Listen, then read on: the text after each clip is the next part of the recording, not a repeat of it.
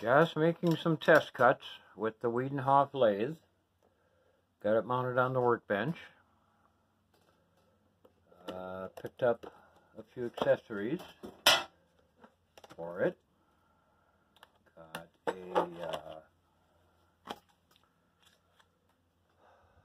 Got a live center, MT1 taper, as you can see. Not real happy with it. It's got some rough spots in the bearings, but maybe it's got a break in. Another thing I got is a 1/2-inch drill chuck with an MT1. Seems like a pretty good deal. And picked up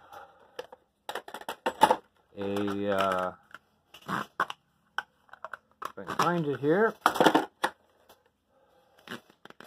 Ah, yes. Picked up a dead center. That's about all the accessories I needed for it. As you can see, I've got a quick change tool post on there. Not real happy with it. It's that cheap aluminum Chinese one. Actually, I like my steel one I made better, so I might put that on there. But at least I know I can put a quick change tool post on there. Cleaned it up some. Took it all apart. Scrubbed it good. Washed it with hot soapy water. And you're saying, what? You washed it with hot soapy water? What the hell? Well, with cast iron, you can clean it off with a scrunch pad, a Scotch-Brite pad, and a nice hot bath. Rinse it good with very hot water. And then I stick it in the oven and heat it up to about 220 degrees to dry it out. And then I let it cool down, and it comes out with that old patina. I then put a wax coating on it to protect it from rust, and seems to do a pretty good job.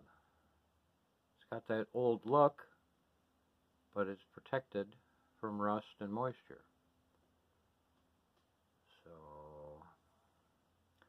So far I'm happy with it. I think what I'm going to do is something I'll show you here. I put the Vevor lathe on a cart and widened the feet on it a little bit, the casters. And I'll wheel that out if I ever want to use it. I might just sell it. And I might get a Grizzly little 6x10, something like that. Right now I just got it shoved in my reloading room, as you can see. Yeah, I like old cast iron, old Herder's heavy-duty press. Found that up by Duluth, Minnesota, at a garage sale. Heck of a good price on it. Cast my own bullets.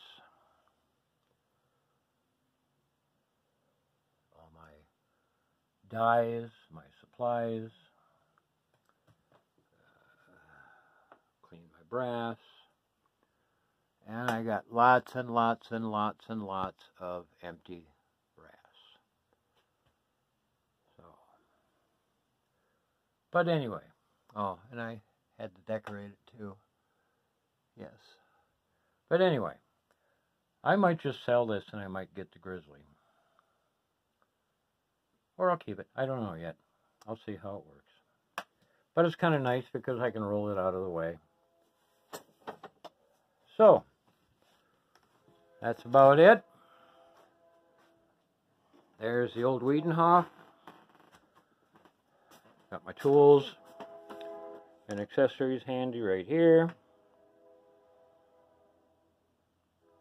I think I'll be going back to the old lamppost cutter or holder because I just don't get any chatter with that. I don't know why I'm getting chatter with that aluminum quick change tool post. Maybe I'll try a steel one first, and if that chatters, then I'll go back to the lamppost because that one didn't chatter at all. So, well, there you have it. This is True Texan signing off. You all have a good day. Bye.